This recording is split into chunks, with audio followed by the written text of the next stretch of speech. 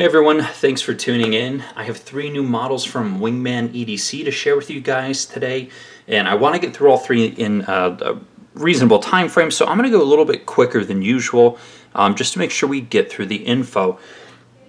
Now, these 3 models were debuted at the Friday Night Blade Affair / California Custom Knife Show in California that happened a couple weeks back. So some of you may have already purchased them or you may have already seen them, but hopefully this sheds a little more light on the 3 models here. We're going to go ahead and start with the Ferrous since the Mayo Tnt collabs here are pretty close. We'll have to talk about those together.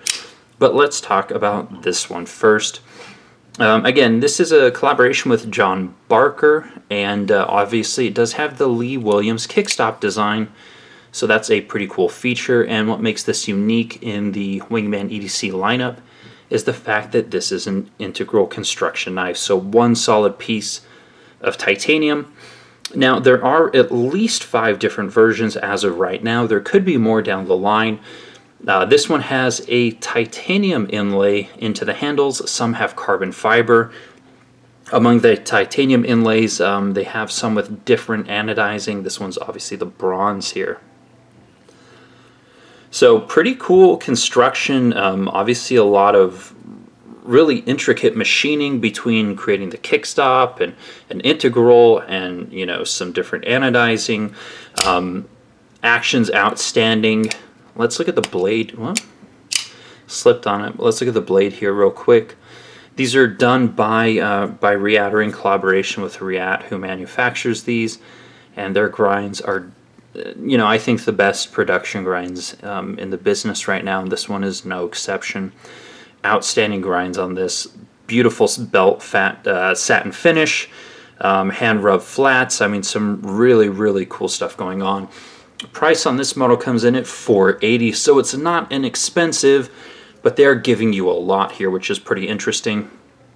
It does have a proprietary pivot and screws, so I better show you guys the tool that comes with it. This box here. So you have a zippered pouch, and then there is the custom tool. So, you know, you've got the pivot connector here, and then the body screws connector there. It's got a lanyard hole or a hole so you could hook it to a keychain, or I don't know, whatever you want to do. But anyways, that's what it ships with. So let's look at the specs on this one. This is one of the larger knives from Wingman. They've seemed to really like the sub 3-inch, which I really wish they would produce some larger ones, but alas is what it is. Here it is next to the Kershaw Dividend, pretty close in size, but blade length of 3 inches, handle about 4.125, giving us 7.125 inches total. Does weigh in on my scale at 3.3 ounces. If you go with the carbon fiber version, that one is supposed to come in at 2.8 ounces, although I can't verify the weight, of course.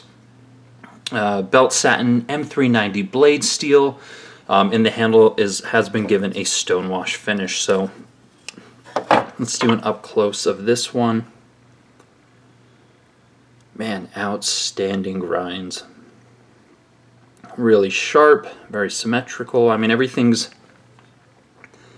good to go on this one. If I had one complaint, and my only complaint, is that the handle's a little bit slick in the titanium inlay here.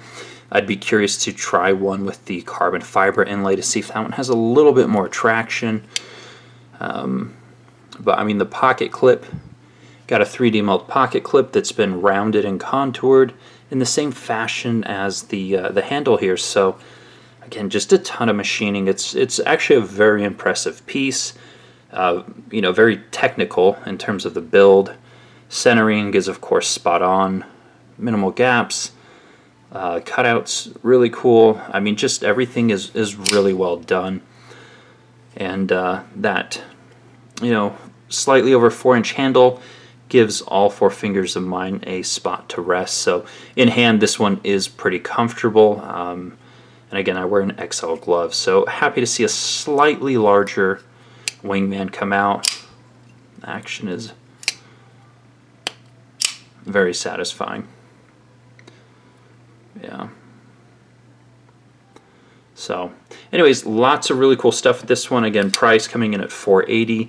not inexpensive, but a lot for what you're getting. So again, if you like knives in the 3-inch range, I mean, there's really nothing to dislike about this one.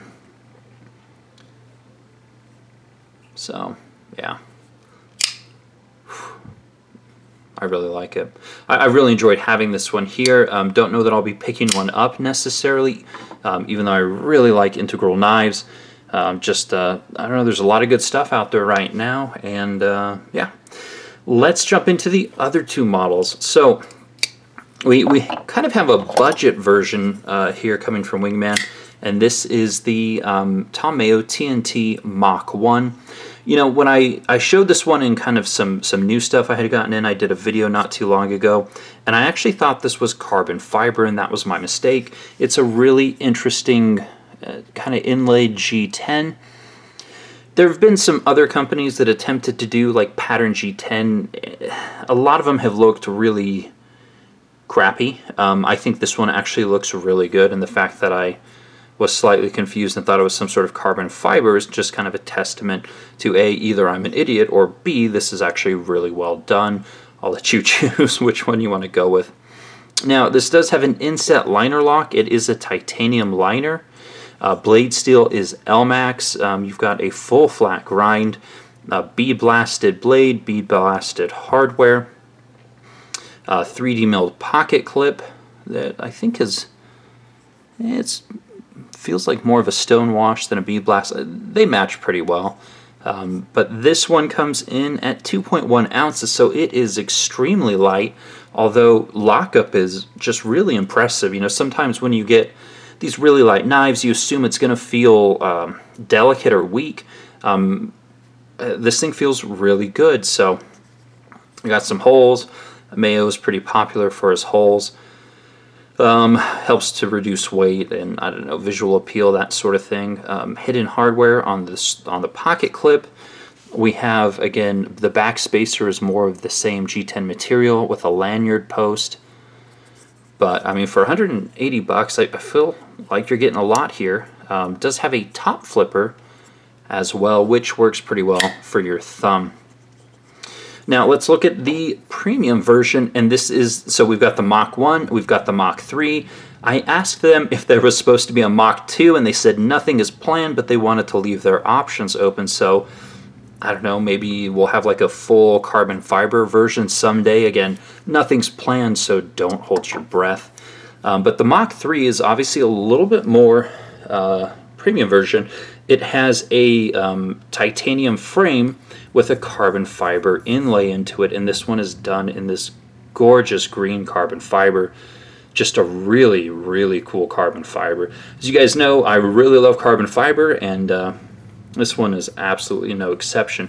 Now, some of the differences, and maybe we take a step back here.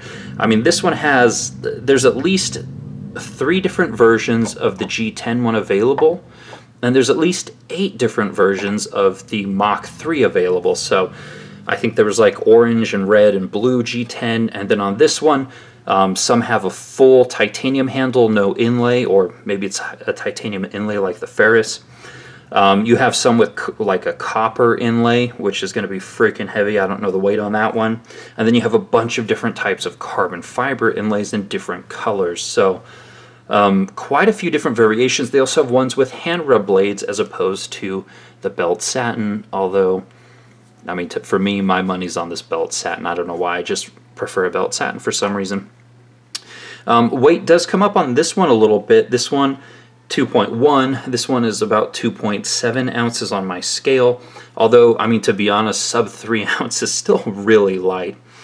Now, let's talk about specs here for a minute. So this is a smaller knife.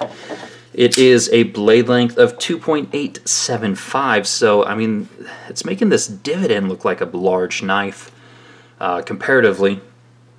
The cutting edge is about 2.75, overall about 6.625 ounces. So again, smaller knife, fairly lightweight.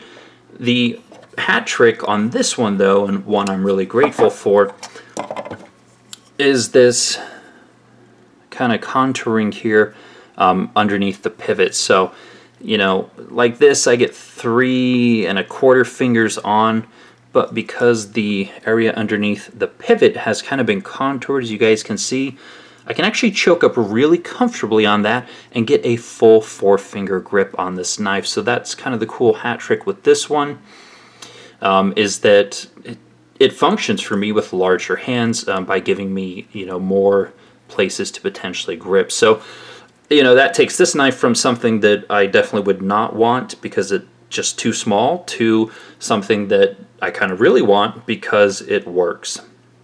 Now you might say, hey, you know what, that's not really like a really secure first finger grip and blah, blah, blah, but I mean, it's like a sub 3-inch knife. Like, if you think you're doing anything tactical with this, you're honestly delusional. Just a really good size for kind of everyday carry. I mean, this will do 95% of your cutting tasks in, you know, as long as you don't work like on a farm or something. I mean, this is going to get it done. So anyways, you guys can decide for yourself, of course. Now, these do run on bearings, so they're stupid smooth, and the action is really nice. So middle finger flick, thumb flick, or, you know, the top flipper works really well in every regard. Now, another cool thing is you might look and say, you know what, I don't like proprietary hardware, even though it comes with the tool. And again, you can go with the less expensive version, which uses a standard Torx. And to be honest, I mean, Tom Mayo he does more bead blast than anything. So if you're like, you know, I want one that's a little bit truer to maybe his customs, honestly, the bead blasted version with the Torx hardware might appeal to more people. Again, even though for me, I really prefer this M390 satin version with the titanium, you know, scales and the carbon fiber inlays, and it feels a little smoother too. It's like almost there's a little more kind of increased rigidity with the frame, if that makes sense, over the G10 one. But again, I'm not trying to say that there's anything wrong or anything bad with this G10 version. Just, you know, in terms of kind of the feel and the harmonics and the smoothness, this one feels just a notch above. And the prices on the Mach 3 here go from $325 to $380. So again, $180 for these ones versus these starting at $325. Pretty big price differential. For me, it's worth it, but again, for a lot of you guys, it may not be. So I think it's cool that they have kind of an entry model here with this, you know, arguably the best looking G10 on the market. So yes, that is, oh, one other thing.